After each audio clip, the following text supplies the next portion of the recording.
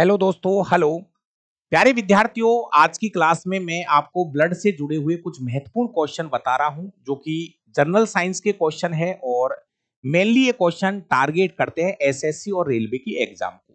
बिल्कुल एकदम zero level से टॉपिक वाइज टॉपिक ये क्वेश्चन मैं आपको बता रहा हूं। अगर वीडियो अच्छी लगे तो लाइक और शेयर जरूर करना। प्यारे विद्यार्थियों, जो पहला क्वेश्चन आपको स्क्रीन पे दिखाई दे रहा है, ब्लड का जो अध्ययन है वो विज्ञान की किस शाखा में किया जाता है।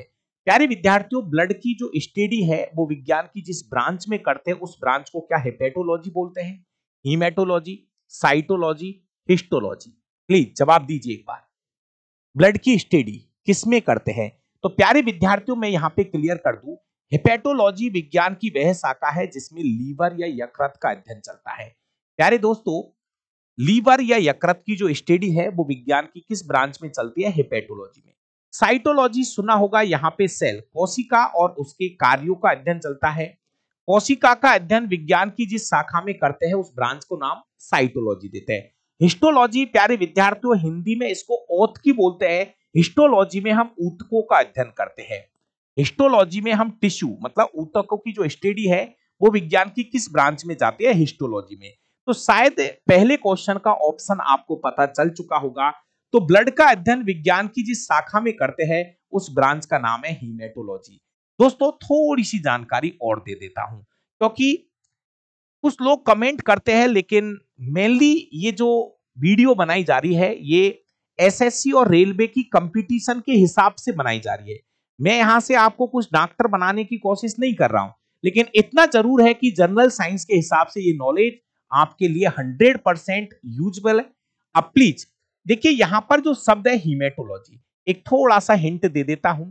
दोस्तों, ये हमारा ब्लड है, ब्लड में आरबीसी पाई जाती है और आरबीसी के अंदर हीमोग्लोबिन होता है। जी हां प्यारे विद्यार्थियों, आरबीसी के अंदर क्या पाया जाता है, हीमोग्लोबिन पाया जाता है।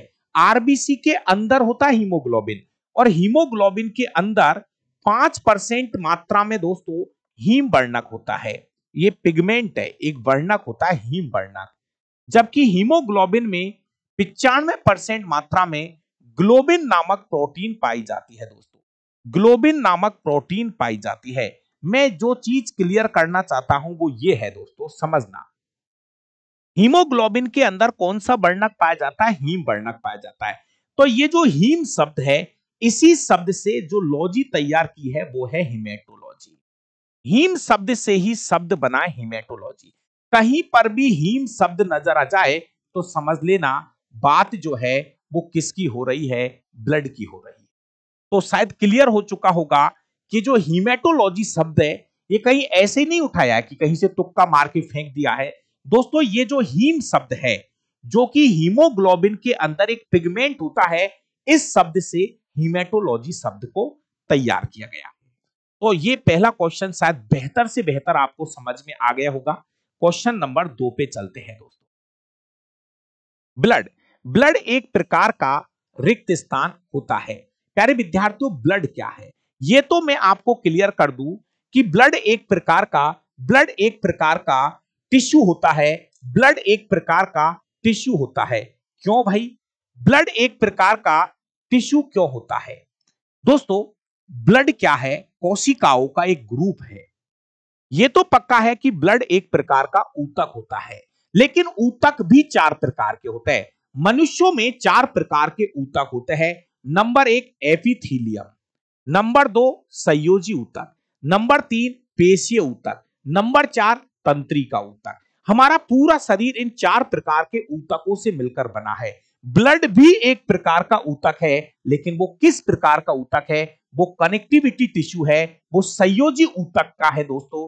तो क्वेश्चन यह है कि ब्लड एक प्रकार का तरल संयोजी ऊतक होता है, क्योंकि ये लिक्विड अवस्था में पाया जाता है, शरीर के विभिन्न अंगों को कनेक्ट करता है और ये ग्रुप ऑफ सेल है, इसलिए इसको हम टिश्यू बोल रहे हैं। प्यारे विद्यार्थियों, ब्लड को हम टिश्यू बोल रहे हैं क्योंकि ब्लड के अंदर आरबीसी, डब्ल्यूबीसी और प्लेटलेट्स ये सेल्स होती है। तो ब्लड एक कोशिकाओं का ग्रुप है। जी हां, इसलिए हम ब्लड को क्या बोल रहे हैं, टिश्यू बोल रहे हैं।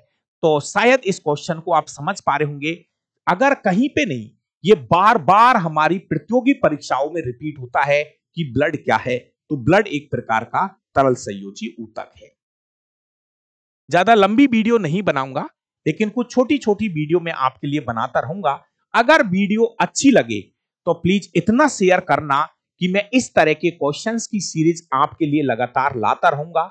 मैं मेरे डावरा क्लासे यूट्यूब चैनल पर सभी प्रकार की प्रतियोगी परीक्षाओं की तैयारी आपको करा रहा हूं, जहां पर मैं जनरल साइंस आपको पढ़ाता हूं। क्वेश्चन नंबर 3, तरल संयोजी ऊतक की उत्पत्ति भ्रूण के किस परत से होती है? बहुत अच्छा क्वेश्चन है, ये लेवल का क्वेश्चन है। मैं कहूं कि ये कक्षा 9वीं 10वीं की किताबों में इसका कोई जिक्र नहीं है। ये क्वेश्चन एनसीईआरटी कक्षा 11वीं से लिया गया है। प्यारे विद्यार्थियों, मेरी बात को सुनिए। हमारे शरीर का प्रत्येक अंग, हमारे शरीर का प्रत्येक अंग जब भ्रूण बनता है तो भ्रूण की 3 परत होती है। प्यारे विद्यार्थियों, भ्रूण के दौरान स्टार्टिंग में 3 परत बनती है और इन 3 परतों से ही हमारे शरीर का हर एक अंग बनता है। शरीर का हर एक अंग बनता है। इनको बोलते हैं एक्टोडर्म, एंडोडर्म और मीजोडर्म। एक्टोडर्म, एंडोडर्म और मीजोडर्म, ये 3 परत होती है दोस्तों। और इन 3 ही परत से आगे जब कोई क्वेश्चन इसका आएगा तो स्पेशली मैं वहां पर और क्लियर कर दूंगा। इन 3 परतों से ही हमारे शरीर का हर एक अंग बनता है, चाहे वो आंख है, कान है, नाक है, जीभ है, त्वचा है, लीवर है, किडनी है, हृदय है, नर्वस सिस्टम है, ब्रेन है, मेरुदंड है, जो भी है। प्यारे विद्यार्थियों, एक्टोडर्म, मीजोडर्म और एंडोडर्म, यहां पर क्वेश्चन ये पूछा है कि ब्लड एक प्रकार का तरल संयोजी ऊतक है। अब वहीं से क्वेश्चन सेट कर दिया कि ब्लड का जो तरल संयोजी जो ऊतक है, इसका निर्माण भ्रूण की किस परत से होता है? तो इस क्वेश्चन का सही जवाब होगा मीजोडर्म। जो बीच वाली लेयर होती है दोस्तों, जो बीच वाली लेयर होती है, इसको बोलते हैं मीजोडर्म। बीच वाली जो परत होती है, इसको हम बोलते हैं मीजोडर्म। और इसी से प्यारे विद्यार्थियों तरल संयोजी ऊतक बनता है और तरल संयोजी ऊतक से ब्लड बनता है। तो इस क्वेश्चन का सही जवाब होगा मीजोडर्म। एक क्वेश्चन और, क्वेश्चन नंबर 4 क्या कहता है दोस्तों? रक्त के उत्पादन की प्रक्रिया को क्या कहते हैं? बहुत अच्छा क्वेश्चन है। अभी मैंने ये कहा था कि तुक्का लगाना सीखो तो तरीके से सीखिए। प्यारे विद्यार्थियों, पहले तो मैं ये क्लियर कर दूं कि हमारे शरीर के अंदर जो रक्त का निर्माण होता है, वो हमारे हड्डियों के बीच में एक जगह है जिसको हम बोन मैरो या अस्थि मज्जा कहते हैं। प्यारे विद्यार्थियों, रक्त का निर्माण कहां से होता है?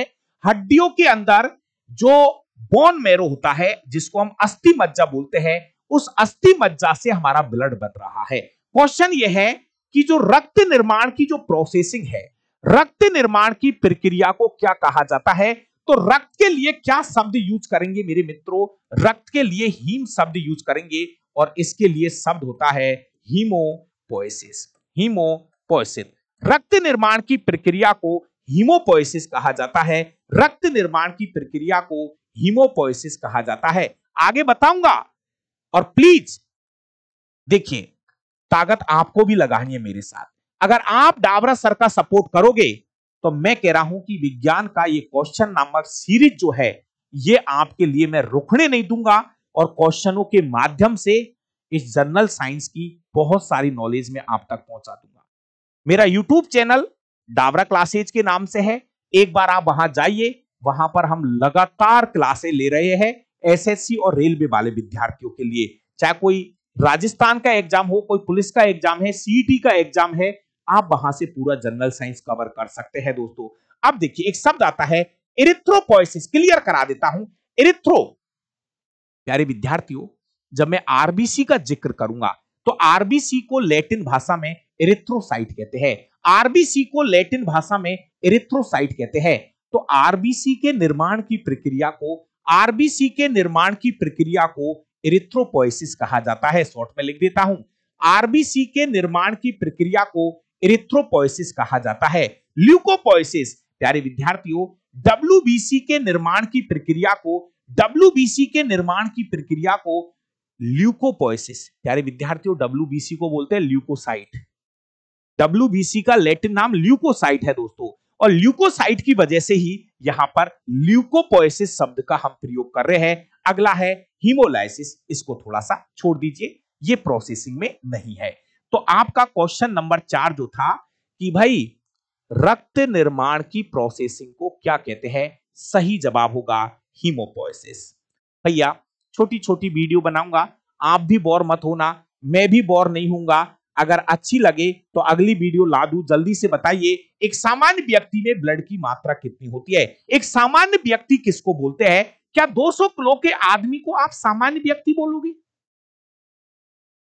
क्या 200 किलो का कोई व्यक्ति है, क्या इसको सामान्य व्यक्ति बोलोगे कि नहीं? तो सामान्य व्यक्ति कौन होता है? सामान्य व्यक्ति वो होता है जिसका वजन लगभग 60 से 70 किलोग्राम है, और वो शारीरिक रूप से स्वस्थ भी होना चाहिए। वो शारीरिक रूप से स्वस्थ भी होना चाहिए। ऐसे व्यक्ति को हम सामान्य व्यक्ति कहते हैं। और एक सामान्य व्यक्ति में ब्लड की जो मात्रा होती है वो 5 से 6 लीटर होती है। एक सामान्य व्यक्ति में ब्लड की मात्रा 5 से 6 लीटर होती है।